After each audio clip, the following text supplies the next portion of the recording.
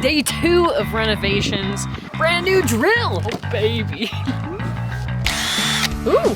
The shittiest thing I've found all day is after I took out the water tank, I found a hole that goes straight to the ground. So that sucks. There that is.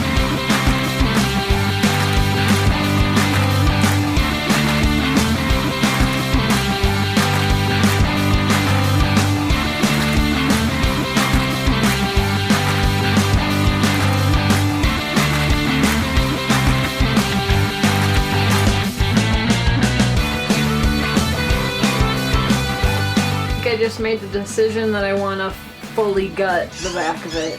Oh Jesus. The wind just blew the door closed. That means removing that shelf, removing the light, taking off all of that stuff up there. My only concern is, like, I have no idea how much it costs for insulation.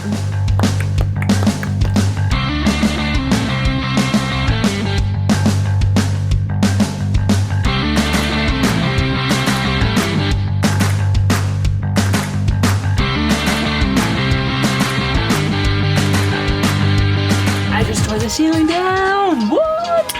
What did I get myself into?